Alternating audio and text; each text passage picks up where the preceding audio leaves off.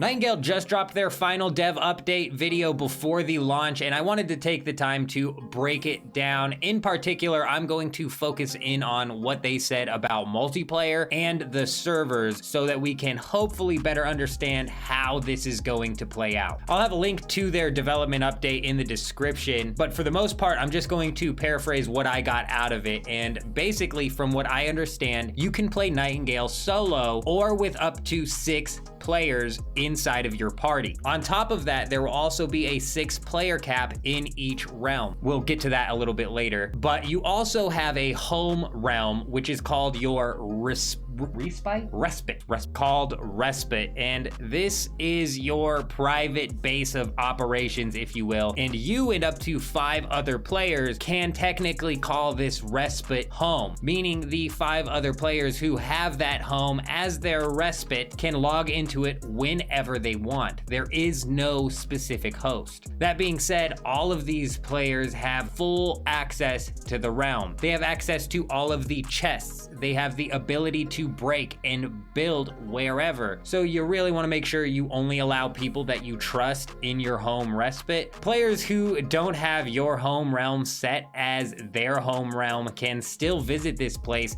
if you create and give out what is called a player card. Again, there are no regulations here. If someone gets the player card you created and goes to your respite, they will have access to build, steal, and destroy anything. Meaning, do not just hand these things out willy-nilly just to show off your home realm, but there are also going to be things called public realms, which will allow up to 6 players into them at one time. And again, all of these players, any player that visits a public realm can build, destroy, and loot whatever they want. So if you spend 4 hours building on a public realm and then go to sleep, somebody can log on, take your place in that realm, and then completely destroy your base, steal everything in your base, maybe even find some way to lock you from getting to your base. Like, who knows how far the griefers will take it. So really, don't build up anything or leave anything that you're attached to on these public realms, because chances are they will get deleted at some point in time. We see cheaters doing it over in Pal World for no reason, so imagine how prevalent this is going to be when it doesn't require cheats to break other people's builds or to steal their stuff. I'm hoping that they implement some sort of lock system for your builds and your chests, because I think that there could be a really cool community aspect that gets built up from these public realms. The last thing I want to mention is the minor cards. This system is actually wild. These are cards that can be applied to realms, which change the gameplay in that realm. I'm actually going to let her talk about the examples real quick, just to get a better summarization of what they mean. We've done a few changes to the realm card system, and one of which we teased in the stress test. No longer will you play minor cards alongside the major and biome cards when you initially start up a realm.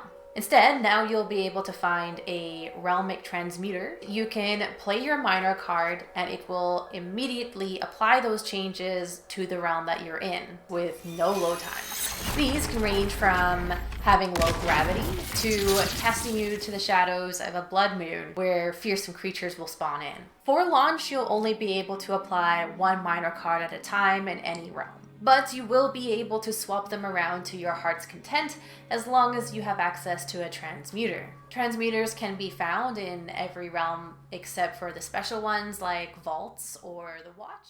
And I'm saying, this system sounds really fun to play, and 50 different cards to mess with at launch seems like a really good amount to play around with. I am actually really excited for the launch of Nightingale. This game is coming out on the 20th. I'm gonna be live over at Kick when it launches. Be sure to come stop by, but that is all of the information that I wanted to go over in this video. I'm out.